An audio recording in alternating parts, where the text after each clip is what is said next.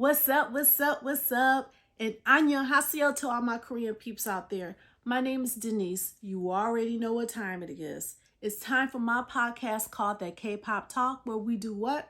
We talk about K-pop, of course. Today is a special edition of That K-Pop Talk because today we're going to talk about what is going on between HYBE and SM Entertainment. And Lee Soo-man, what is going on with him? Why is he doing the things that he's doing? Why are he doing these chess moves that makes no sense to some, but make a lot of sense to others? So we're going to go into a deep dive. All I'm talking about today is the state of K-pop, utilizing the resources that we know about SM and HYBE. And I'm going to give you details and dates, and you will see why we have come to the point of the court ruling in HYBE's favor. So sit back and relax. It will all make sense, hopefully, by the time I finish explaining everything. So for the next 30 minutes, it's going to be all about that K-pop talk.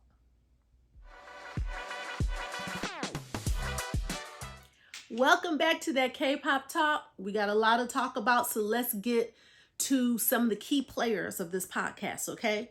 So, as you guys know, this is about SM and HYBE. So, on SM side, you have the founder, Lee Soo-man. Some people call him the founder of K-pop or the godfather or father of K-pop. Now, Lee Soo-man has a nephew. His nephew is Lee Sung-soo. Lee Sung-soo is the CEO of SM Entertainment. He joined in 2005. He was an intern. He got promoted to CEO in 2020. And Lee Sung-soo also was CEO in SM Entertainment's USA division in 2019, and he developed SM's core technology. The Beyond Live, that's his doing right there. Okay, now you have Tak Young-jung, who is the COO/CMO of SM Entertainment. He joined the company in 2001, also promoted to CMO, COO / in 2020. And some people are, depending on who you talk to, some people label them as co-CEOs of the company. Now, HYBE side, you have CEO Park Ji-won, and you have HYBE's founder chairman. We all know him. His name is Seok, or Bang Seok, as we know him as Hitman Bang. So Bang Seok, as we know him as Hitman Bang. Okay, now,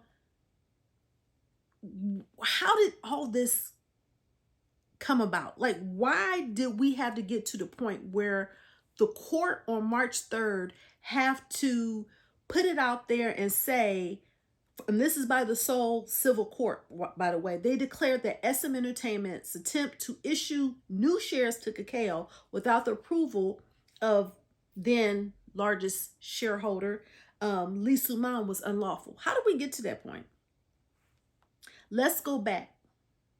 Let's go back to 2022 when Lee Soo-man had a production licensing company called Light Planning. That was the name of it.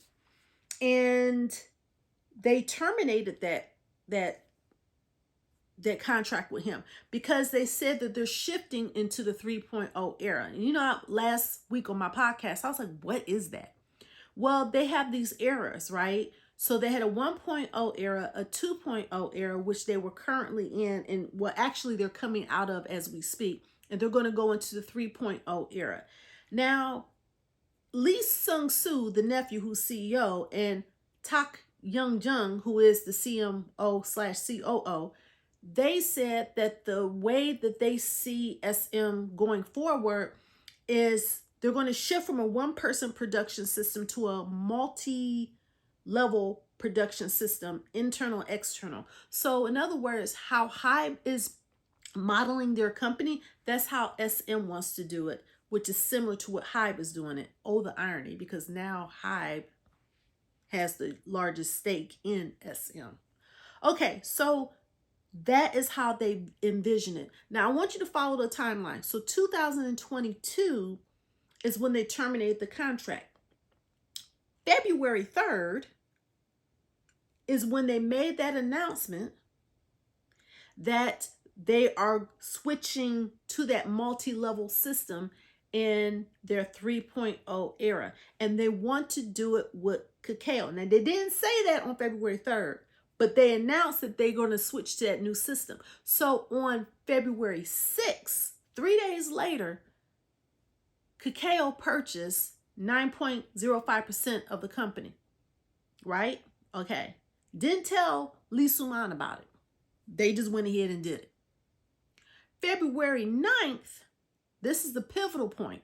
February 9th is when Lee Soo-man got together with HYBE and said, okay, take my 14.8% share so you could become the largest shareholder. News broke to us, meaning the public, on February 10th. That is the timeline of things that had happened leading up to Lee Soo-man's selling of his shares.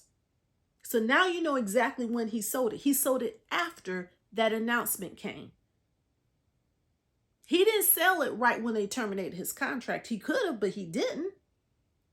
But when he saw the direction that they were going to have with this 3.0 era, he made up his mind. And if you look at his response letter as to why he went with HYBE, he wrote a long response letter. He said that other companies was looking to acquire his stocks. And I'm going to tell you, when he was talking about the companies that were looking to acquire his stocks, I'm going to bring it up right now because he was saying that many buyers, and this is him saying in his letter, many buyers made offers for SM, including HYBE, Kakao, investment companies, corporations, and even overseas investors. They came to me seeking to buy the company. To me, the best option was HYBE. While it's true that HYBE was a competitor of SM, it's also true that the success of BTS is the pride of South Korea. That's what he said, not me. So he is telling you why he, in his words, made the choice to go with HYBE. Now, could this be him getting back at his nephew and Tak Young-jung for making the decision to terminate his contract? Could be. I don't know. I'm not in his head. I just report the facts. And I wanted you guys to know the timeline of the facts. The facts is, not February, 2022, they terminated his contract. February 3rd, they lay out this 3.0 plan saying they're going to switch to a multi-level system.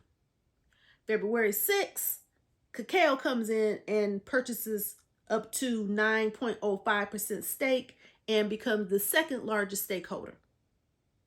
February 9th, Lee Soo-man sells his shares to HYBE.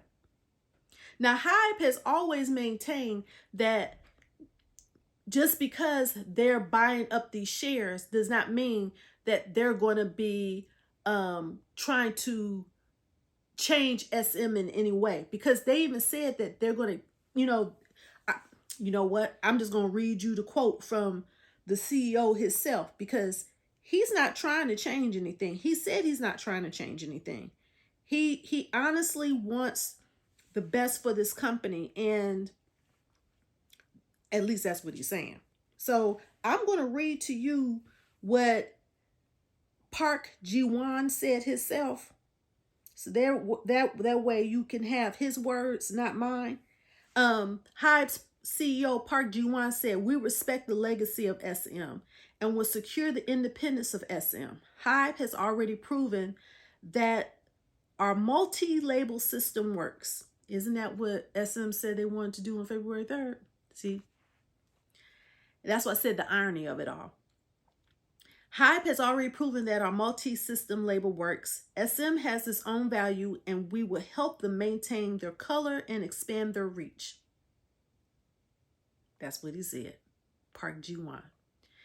But when you ask SM, they said it was, quote, a hostile takeover.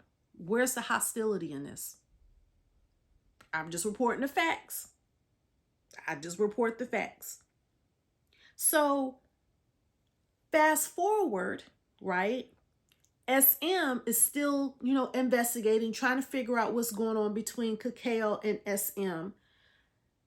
Lee Soo-man, in the meantime, saying that he was going to take legal action because they were violating the Commercial Act. Now, the Commercial Act states, this is a Korea thing, the Commercial Act states that if you are the largest stake shareholder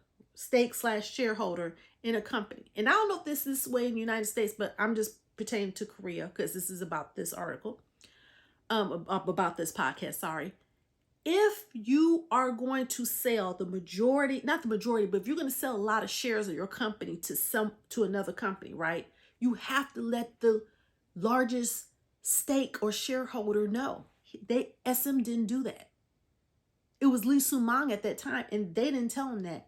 And even after the purchase was made by HYBE, SM was still going to let Kakao get future shares and not tell HYBE. This is after February 9th, even after the 10th now, because you remember we found out on the 10th. So they found a contract, or they found out about the contract. And when they found out about the contract, they said that it was not lawful, right? HYBE said it was not lawful. You're giving them these rights that they really don't have. And it was interesting because when that happened, and I'm going to give you some more information I found out. When that happened, they just ignored HYBE. Whatever HYBE had requested them to stop, they just ignored them. So HYBE even said that they stand shoulder to shoulder with the world's major record labels. So HYBE is even saying, look, we stand shoulder to shoulder with you, SM. We're not trying to be a tyrant here. So they claim that they can help SM in their North American, China, Southeast Asian markets, even though HYBE doesn't have a stake there themselves. Remember, HYBE just came on the scene in 2021. SM, this is what I was saying earlier. SM is everywhere. We just don't see it, like physically everywhere, but they're everywhere. And not only in music, they're in other avenues too. I found that out. I'm like, wow, if you really look up SM and find out other things that they're involved in, you would be amazed. They have companies within companies within companies. Like, their stuff runs deep. That business model that they have is phenomenal. I'm just saying, y'all. But anyway, so HYBE is seeking legal measures at this time, because they said that if you do not stop this, we're going to seek both criminal and civil measures against you, because they found out that SM's contract with Kakao gives Kakao exclusive rights to circulate SM's album and music, and that they also have preemptive right to purchase new shares. Did y'all hear that? The contract between SM and Kakao gives Kakao exclusive rights to circulate SM's album and music and has preemptive right to purchase new shares. How are you able to do that and you're not even the largest shareholder? That's why HYBE is also now stepping in.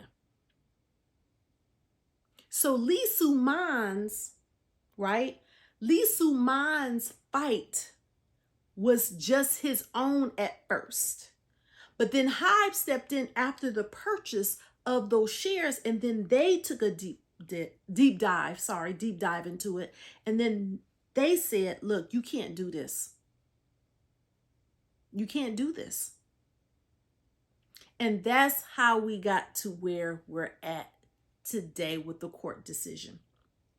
So the court is saying that it is unlawful and they cannot continue to sell shares to Kakao. And also, not only that, HYBE has also told them that they have plans to purchase 40% of the company. Now, why is that number important? Because once you get to 40%, you could start making managerial decisions. Now, I'm not sure if you guys watched the interview with Hitman Bang and the interviewer from CNN last week, but it was a wound-dinger. He, again, I can only go by facts of what I see and what they say, because that's my reference, right? He said that he's not trying to take over. He's not trying to take over the K-pop industry. He's trying to help the K-pop industry. And he referenced that K-pop, if you took a pie, K-pop has a very small piece of the pie. Because you remember last week, if you listened to last week's podcast, I said, if K-pop is a multi-billion-dollar industry, that means the music industry must be close to $1 trillion, or it is $1 trillion industry, because K-pop has a small percentage of the pie and they still a multi-billion-dollar business. Wow. He said, and I've heard Lee Soo-man in his letter, if you read the letter, and Hitman Bang both use the same words when they said that SM has a governance issue, meaning their structure of management is not where it's supposed to be at. One thing I know Hitman Bang is good at is governance. He's excellent at that. So I guess if I were me, I would want to sell my shares to Hitman Bang too, because who else better to run the company than them? And he's not saying, and he said that he did not want to leave his company to his kids or his family or his friends. He needs to leave it to someone who he knows is going to run the company. Well, his nephew is his family, and he did say he didn't want to leave it to anybody in his family. And I get it. I understand SM has their 3.0 vision, but I honestly think that HYBE will let them keep their 3.0 vision. Because let me tell you, if Lee Soo-man nephew, what's his name? Lee Sung-soo, sorry. If Lee Sung-soo, which is the nephew to Lee Soo-man, developed Beyond Live, imagine what will happen if you put the technology heads together and come up with something amazing for K-pop. It would take it to another level. Now, I'm going to end this with what direction I feel K-pop is going into, right? I feel that Hitman Bang really means to take SM into a very positive space. I don't feel that he's trying to take over as a tyrant, right? Again, other people made offers. So it doesn't, I want you guys to really think about this. It doesn't matter if it wasn't HYBE, it would have been someone else. That's what I'm trying to say. If it wasn't HYBE, it would have been someone else he would have sold his shares to. So either way it goes, SM wouldn't have had that decision-making authority to begin with, because someone else would have had the majority shares. Lee Soo-man said other companies, overseas and domestic, were interested in his shares. He was planning on selling those shares regardless. Trust me. He was going to sell them. And honestly speaking, if you're going to have anybody to sell those shares, it needs to be HYBE. Because I wouldn't trust it in the hands of a company that did not know about the music industry. And if it was a music industry, specifically K-pop, if you are a music or record label, but you don't know how K-pop runs, you don't need to, I'm telling y'all, you wouldn't want him to sell it to a non-K-pop record company. I don't think it would have worked out. He needed someone who understood it. And just like he did when he founded the company back in 1989 with SM Studio, and he brought it and turned it into SM Entertainment in 1995, right? And I'm just going to put this into perspective right here. We're talking about his company. 1996 was YG. 1997 was JYP. 2006 was FNC and Cube. 2007 Pledis. 2008 Starship. 2015 the Black Label. 2016 KQ Entertainment and Blockberry Creative. 2018 HYBE. 2021. Sorry, I'm messing this up, y'all. 2018 P Nation. 2021 is HYBE. He began the whole process. If it wasn't for this man, no matter how you feel about him, this man brought you guys K-pop, brought me K-pop. At least give him that and respect that part. Because we are here today enjoying our favorite K-pop idols and enjoying our favorite K-pop groups because he started something called SM Studio back in 1989. So I understand the process here, right? And I know we're going to have the naysayers that said, oh, he's just doing that to get back at his nephew or whatever. Right now, I'm on facts. And the fact is, between these two companies, they take up 3/4 of the world's K-pop income. Yes. You got the number 1 company purchasing the number 3 company. Acquisition. That's major. It is about time we start unifying together, you guys. And I've been saying that for the last couple of podcasts because I see this coming. We don't need to be divided because in order for K-pop to grow, we need to come together. We need to come together and we need to help catapult this genre onto the pie so we can have a bigger part of the pie. One of the reasons why I came on to do this podcast and I started this podcast is because, yeah, I'm a 50-year-old Black woman. I said this last week and love K-pop, but I know that we need to be more loving towards each other, not so toxic, because sometimes it can be a toxic environment. But right now, at this moment, your K-pop artists, they need you to band together and be strong for them because they're hearing all this stuff, they're seeing all this stuff, and I'm pretty sure there's whispers of all these changes going on in the managerial and company part of their company. And all they want to do is sing for you and bring you joy through their music. I'm just saying. So now you have what's going on. Now you have the timeline on what happened between then and now. And if you're asking, how did he become just involved in the production licensing part of it all? Like, having his production license, why did he just do that and nothing else? It's because he stepped down. He was on the board of directors after he began his company in 1995.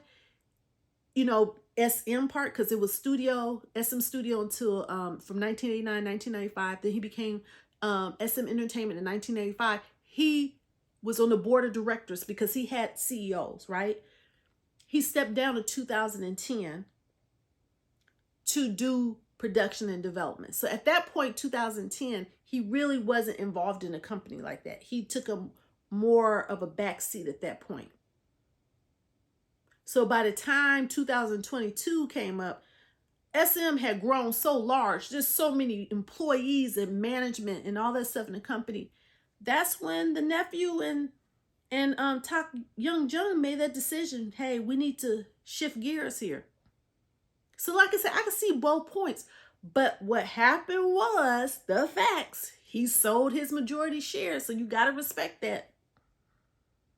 They want to move on with this level system, HYBE is saying, do you, boo. HYBE is saying, do you, but we just want to help you out here. We're going to purchase these shares. We need to unify and put us more on a global scale so we could compete with the rest of the genres in the music industry. And that's basically what's going on, you guys. I wish we wouldn't make it more what it is on a personal level. You know what I'm saying? I read some of the comments, not on my page, but on other pages, going back to some things that were not so nice about Lee Soo-man. I'm not trying to go after the personal stuff that he's done. I'm not even trying to go after his past because I believe everyone deserves a future. What I'm going after is the fate of K-pop and what we need to do to preserve K-pop. That's what I'm concerned about. Because his personal life to me is his personal life.